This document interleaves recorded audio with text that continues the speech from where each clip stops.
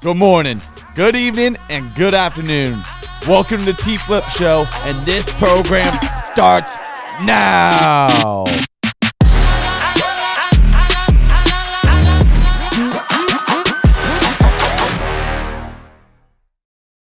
Here we go. What's going on, guys? This is cool. This is cool stuff right here.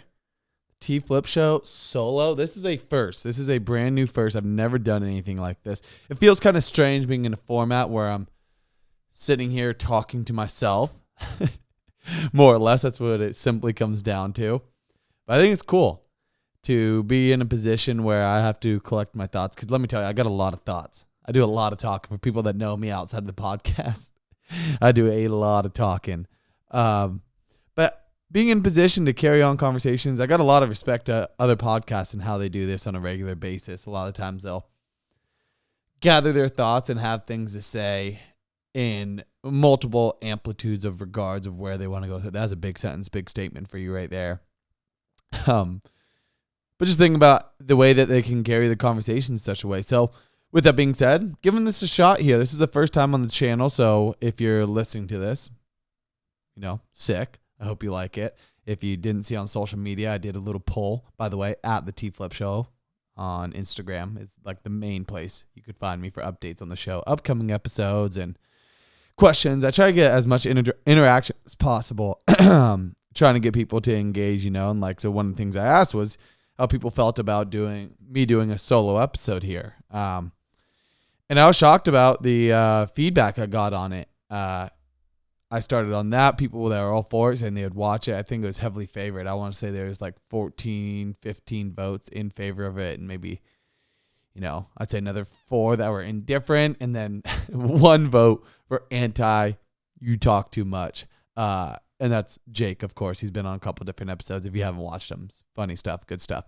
Not shocked there. Obviously giving me a hard time. But anyway, that's just kind of, a place to find me and find updates is the Tflip show on Instagram. As far as time frame goes on these, let me start with this. Is I'm thinking about, 1 episode a month, probably where it'd be a solo episode, depending on how this does. Not that I'm purely here for results. I don't expect it to do super, super well, but I also don't expect it to do, poorly either. I don't really have an expectation on it. But I'm thinking that it'd be kind of cool just to get a once a month series here of a solo episode where it's just me talking here and going on with it. So, and as far as talking points go, I don't know. I think so. Comment if you're on YouTube.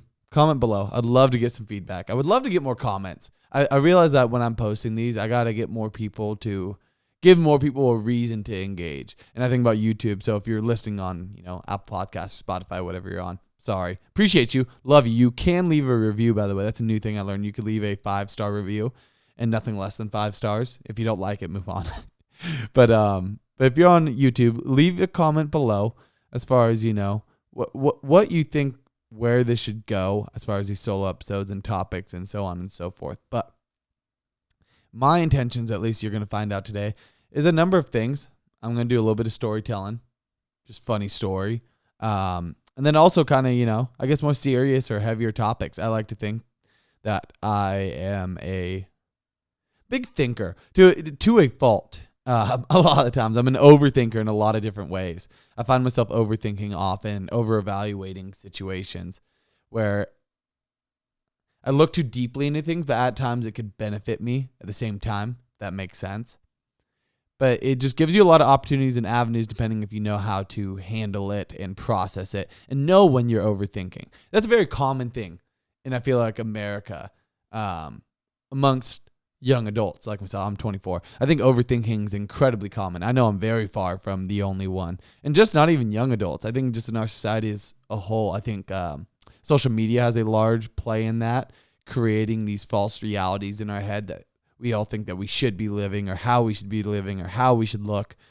And it creates these realities, false realities, that, by all means, go chase your dreams, go do it. If you have someone you're trying to set yourself after, absolutely go do it. But I think some of these realities become false because they're so extreme and fabricated through social media thus leading to this overthinking that we create upon ourselves because they're unattainable, they're unrealistic. And it's separating yourself. So, but I find myself not overthinking in that sense, me personally, but when it comes to interpersonal relationships, more often than not, again, to a fault, I'm a people pleaser. I love making people happy. I love my relationships with my friends or coworkers, or even as simple as my short interactions with strangers, like your cashier at the grocery store, the bag boy, whatever it is. I just, I like making people happy. I love interactions like that. But I find myself where it puts myself in bad positions because I, revolve my character around it. And then I'm stuck there thinking like, oh, did I do too much? Did I do too little? Oh, why didn't they? Why didn't they appreciate that? Or why did they answer like this or not answer like this? And spiral. And I think it's just very important to take that step back and realize that I know my issues, that I cannot set myself around people pleasing. You could do what you can to make people happy and be a cordial human being and a good fucking person, plain and simple. But to revolve yourself around your well-being of someone else's well-being is where you put yourself in this like sickening rabbit hole of despise. That was heavy. That was a lot. I don't know if that fully got my point across. But you guys get what I'm saying. You leave yourself in a point that if you're stuck constantly thinking about people pleasing, you're going to leave yourself in a more hurtful spot. Even if you are achieving that, but you're sacrificing your own well-being and your happiness a lot of times without even realizing it. And again, that's calling to myself. I even didn't think I was going to get to this point on it, but I'll share on it. It's no secret. But I came out of a long-term relationship where I'm not even speaking illy about the relationship as much as it is about myself and the way I carried myself, where I based so much about myself. I was worried constantly about hurting her feelings when there was something I didn't like, whether it's something she did, something she said, something she didn't do, whatever it may be, no matter how grand or how minimal. But because I was so set on people pleasing her and not creating conflict, no matter, and again, and that doesn't mean this like every little thing was pissing me off and I was searching for the conflict or avoiding the conflict necessarily at the same time. But I would, in my head, the thought process was, oh, it's no big deal. Oh, it's whatever. Let it go. Don't let it bother you. Suck it up. And what all those little mini amplitudes do, no matter how big or how small, those build up. Those are going to fester inside of you. And that's going to create this subconscious resentment. And especially in a relationship, is going to create divide, conflict, and resentment. And I saw that in my own relationship where it did that. But in my head, I thought, just don't be sensitive. Oh, it's not a big deal. Oh, let it go. It's not going to be a problem. But then that same problem represents itself again because she doesn't know because of my lack of communication. And it ultimately was a big contributing factor as to why our relationship didn't work out.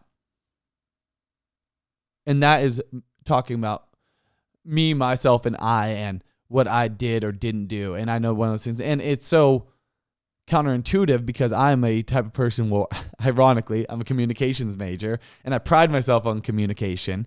And I think communication is the key to all healthy relationships and friendships and work environments, whatever it is. I know many people can agree with that. But yet here I am, I was doing the opposite of that. To put it in the most simple of terms, I was, just because I thought I was avoiding problems, because I thought I was doing the right thing. And this is where I want to go with it, is that this gets me to the point talking about the stereotype of men in relationships, the men's mental health, I guess we'll go as far to say, and the stereotypes we create for ourselves as men. And so if you're a woman to listen to this, by all means, I hope you take the time to hear me out on this further through. And not because I'm here to convince you, but I just want you to maybe consider perspective you hadn't heard. And same to my fellas. I'm speaking to my fellas here because I'm going to offer a different perspective not many guys agree with or want to even admit it. And so where that comes from is that I know at least the way I was raised, whether not even actually I was raised. on it. It's the fact of just the environment I was in and amongst many other men is that we're taught that you got to be this tough macho man. If you're listening to this right now and not watching, but it's the flexed out chest, right? And it's not even creating this front of someone you're not, but that is how we're raised to be, because that is naturally by byproduct what women are attracted to. They want a strong man. They want someone that is assertive and not dominant, but confident who they are as a person, whether it's conflict or whatever it is, and their feelings and their emotions. And so with that, and while that's all true things, and I think that's natural man to woman relationship, right? In those interpersonal relationships for man to a woman, the woman is set in her femininity and the man is set in his testosterone and creating this masculinity. So not testosterone. You use testosterone to create masculinity. And so naturally, that's how that works between man to woman, that a man is attracted to a woman that is in her femininity more often than not speaking upon all, you're into what you're into. In the same way, vice versa, a woman in her true state of femininity is attracted to a masculine man. It's just that is our natural chemistry more often than not for a lot of people in our society. So now where that becomes an issue at time is where those lines get confused and blurred of what that's supposed to be. And I'm going to speak specifically about men here, is that to be a masculine man, we need to shut down our emotions. That is just the natural way that ends up coming across at the end of the day. I had to pause for coffee there. Gotta, before it gets too cold. But to go further into that thought is that we are set in a way to be this masculine man that we need to shut down our emotions.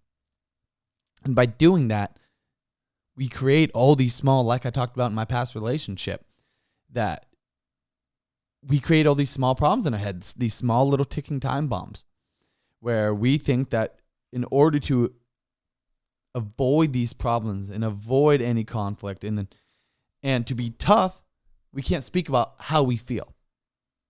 And now let me go in on that. Okay, what are some ways of how you could feel? Like what are some emotions that can be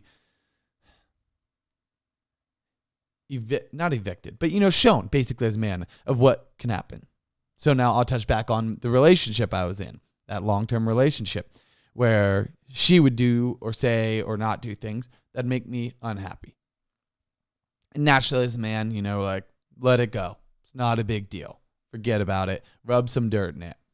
You're going to see that's going to be a trend. That's going to be something I'm going to keep saying here, those series of things. Toughen up, rub some dirt in it, let it go. And like I said, with my relationship, speaking of a firsthand case, that created a problem. And so now we do that, especially outside of a relationship. I know for a fact, so many of us do that in our relationships as men. I'm talking about boyfriend, girlfriend, fiance, wife, whatever it is, not boy. Well, yeah. So the point is that we find all those constantly instilled where we think that to make a happy, healthy relationship means no conflict. Avoiding conflict, not creating conflict, shutting down conflict. And conflict isn't this big, bad, terrible thing that it's meant out to be. Of course, conflict's uncomfortable. Of course, conflict is something that you don't want to seek. But conflict doesn't have to have that negative connotation all the time. Conflict can lead to doors of a new side to your relationship or friendship that you never realized was there by being honest with your feelings. But before I get too far into that, I want to talk further on that shutting down emotions things, right? And so we have to, as men, shut down our emotions because we think, again, it's to be tough, to be strong. And so in that, we're just talking about relationships and our conflict, right? So let's talk about when we're feeling sad. Guys are supposed to be tough. They're not supposed to cry. They're not supposed to be sad. They're not supposed to talk about, that no matter how big or small, but let's say you just had a shitty day. You woke up in a bad mood. You're not happy. You have no reason why. And you know what? You don't need to have a reason. But we feel the need that we can't talk about it. We have to just, That's just how it is. I'm fine. Don't worry about it. We create this conflict without realizing it in our relationships. And that's what I'm speaking on here, is within our relationships, within, boyfriend talking to his girlfriend, shutting down his emotions. Think about it, guys. I already know, whether it's a past relationship, your current relationship, there's been countless times it's like your girlfriend comes to you, hey, what's wrong? Is everything okay? You don't seem like, I'm fine. Don't worry about it. It's not a big deal. Yeah, I'm fine. I'm fine. That is constantly said. I'm fine. And you get mad because she keeps asking, because she just wants to know. She has nothing but the best intentions for you. She just wants to know what's wrong. She wants to help. She wants to be, that emotional support that you are shutting down. Ask yourself why. No matter what the problem is, why you're lying to yourself above all her. Why are we shutting down those emotions? Why aren't we talking on it? Why aren't we sharing it? Because roles reverse, more often than not, I'm willing to bet your said girlfriend, your said partner shares those emotions. Roles reversed.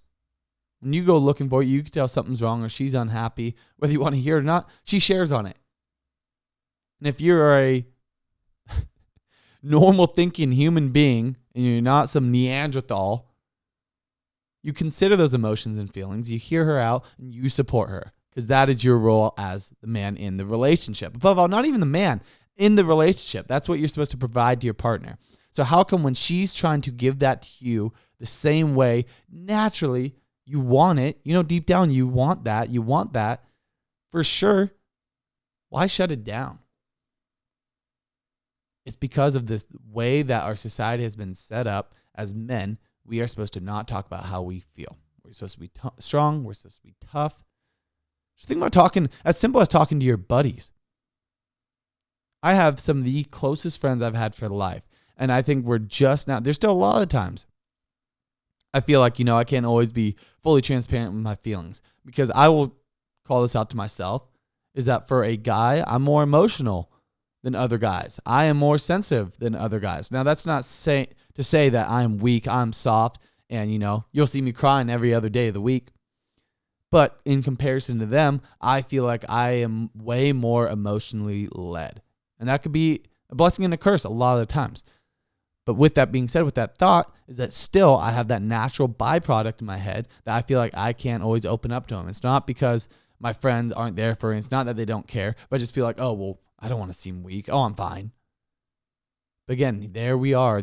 My very self shutting down those emotions. And I know there's so many other guys that do the same thing, especially in our relationships with our partners. And this is where I want to speak to all the guys out there that, feel like this. Is that it's okay to open up those feelings. No matter how strong they are, no matter what it is, how silly you may feel. It opens up avenues and doors to a new level of emotional maturity within your relationships. Because you're sad, because you're upset, no matter what it's about, does not make you weak. It does not make you soft. It creates those opportunities in your relationship. Let's talk about specifically on your girlfriend, your partner, that wasn't there before. She's seeking it. She wants to be there for you, but you turn it down. So the second you open up that door for her, she's going to say, oh shit, oh wow, he's hurting. This is deeper than I imagined. But that is everything she could ever want. And not because she wants to see you hurting, not because she wants to see you upset, but it creates the opportunity to open up. And especially as friends, as buddies. It's different than a partner, obviously, but it creates the opportunity to be aware. That buddy that's the jokester of the friend group, the class clown, you know damn well, if you're going through shit, if you individually are going through shit, that buddy who's always happy, always laughing, is going through something. It doesn't matter what it is. He is going through something. And as fellas, we have to be there for each other and look out for each other, no matter how uncomfortable it is. I think my buddy, like, he's been on the podcast. You guys have seen him if you've watched the previous episodes with Jake. And I have my other buddy, Kelso, those are like my brothers. I've known them for life. And still to this day, it's uncomfortable as shit to be like, hey guys, I'm going through some shit. Or to ask them like, hey, are you all right? It's not because I don't want to know, no matter what direction, or I don't want to tell them. It's just uncomfortable to offer as guys that vulnerability, especially to our buddies, that we have to be this macho man. Oh, I'm tough. I'm fine. I need to rub a little dirt in it. Sometimes it's okay to not be fine. It's okay to be hurting. It's okay to be sad and welcome those feelings and feel those feelings. For me, a big thing I like to do, and this is my advice to guys, let's say you're put in a position that you're asking me. Let's say there's someone sitting across me I don't know and asking, like, okay, but how do I feel those feelings? What do I do to manage those feelings? A lot of times, because I think the issue is a lot of times as men, we are overwhelmed with those feelings, so we shut down those feelings and close those doors and avoid them. Run away from them. Bluntly so, run away from our problems. And eventually, yeah, you will forget about it short term, because those are going to come back up. If it bothered you that much, it is going to come back up. It's going to find a way to go full circle and get back to you again. And guess what? Those feelings you felt the first time are going to come back twice as strong the next time they come around. So you ask, what can I do to handle those feelings? What can I do to work with those feelings? Well, there's a number of things you could do, in my humble opinion.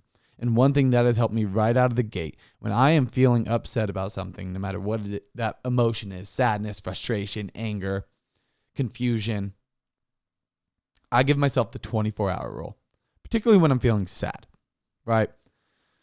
I'll do whatever I do to embrace the sadness for 24 hours or 12. I think 24 hours is fair. I will let the sadness sit in whatever state it is and feel the feeling of sadness. Instead of avoiding it, instead of shutting it down, I will welcome the sadness. That sounds ridiculous to use the word, such a positive, lighthearted word like welcome in that sense.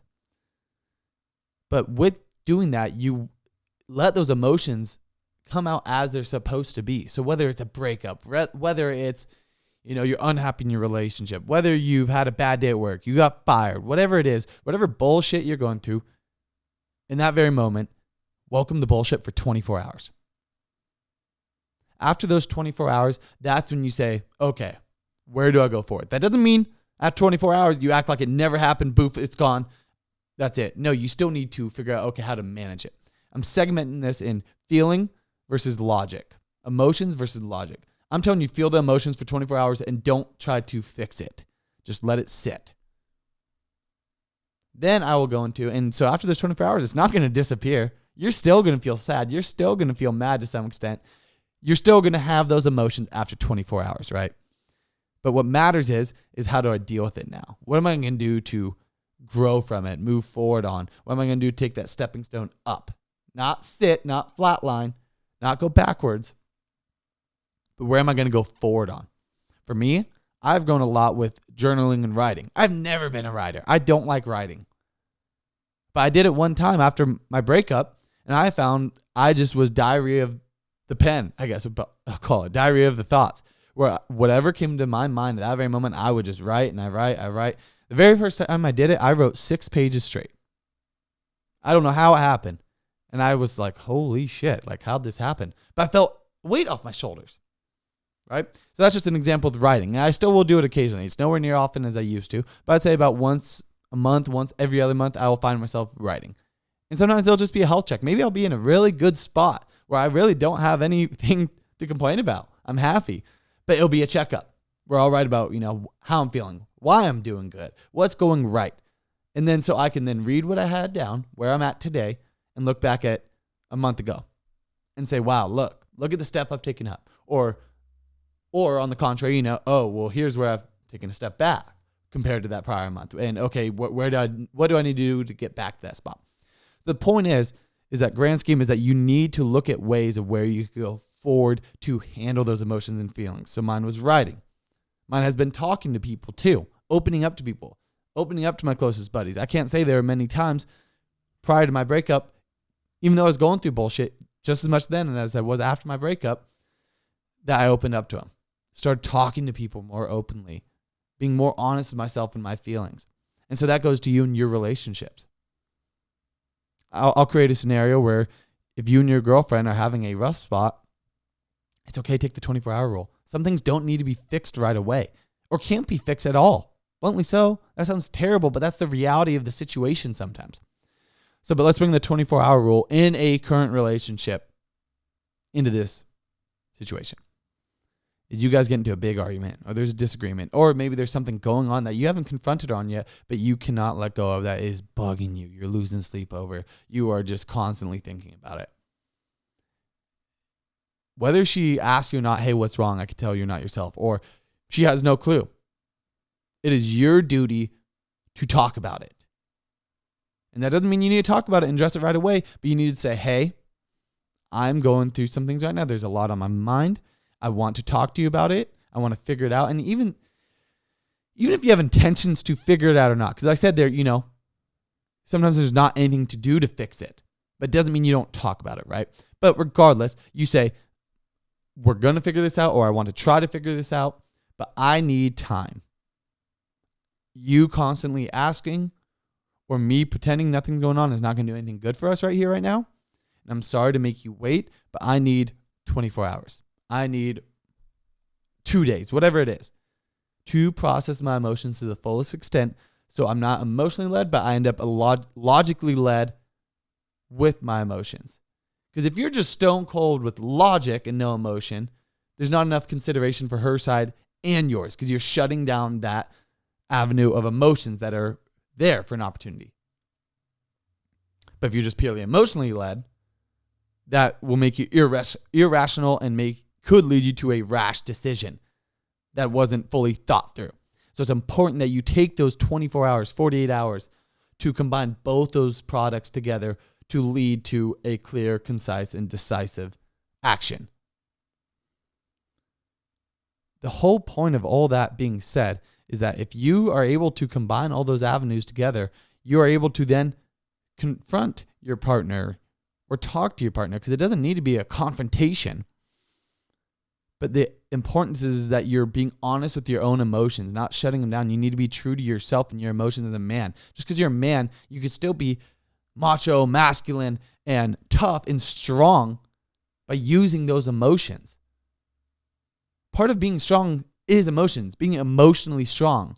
And people confuse being emotionally strong for shutting down emotions. But it's quite the opposite, I would argue. If you're emotionally mature and emotionally concise, that only makes you more masculine and attractive and emotionally strong, ultimately. So the whole point, roundabout way of going through this is that, guys, talk about how you feel. Talk about how you're feeling to your friends, your girlfriend, your partner, your sister, your brother, your parents, whoever it is. It's okay to feel those emotions. It's okay to go outside of the norm. And for the people that want to say, let's say your buddies say, dude, stop being so soft.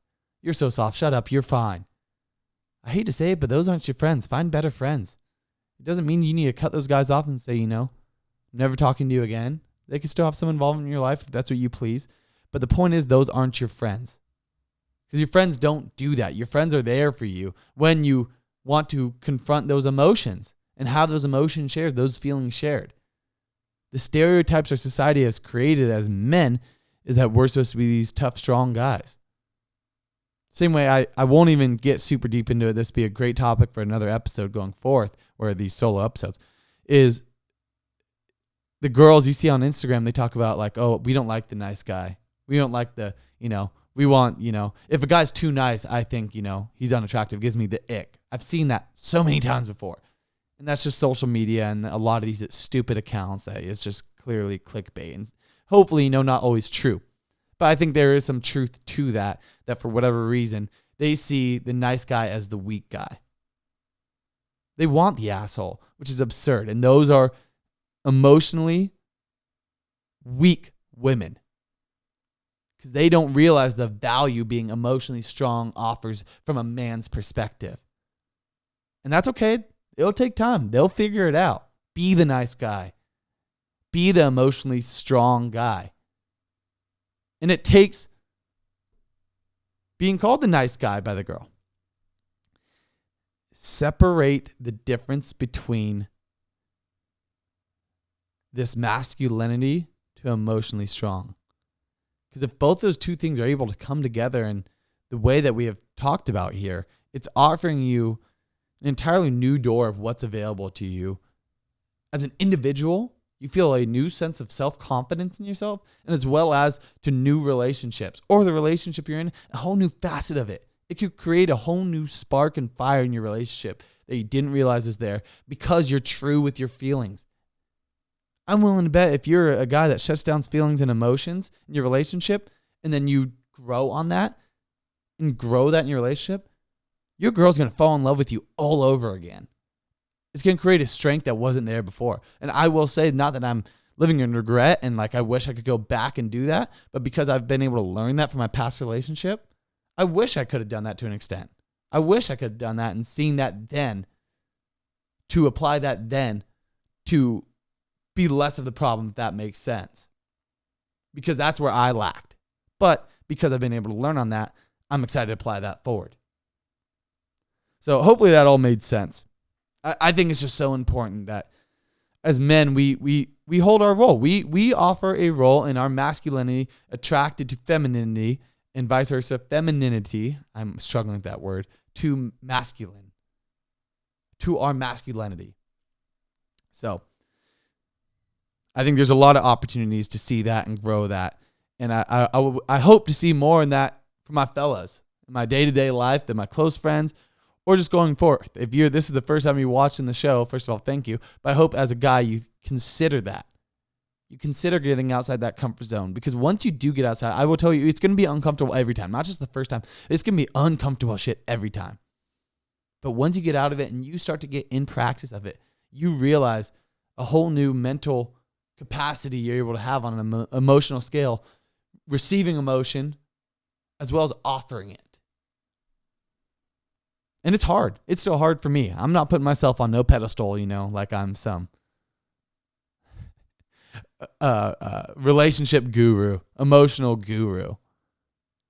But it's there, the opportunity is there. And when you do find it, I can't describe the good feeling you get out of it.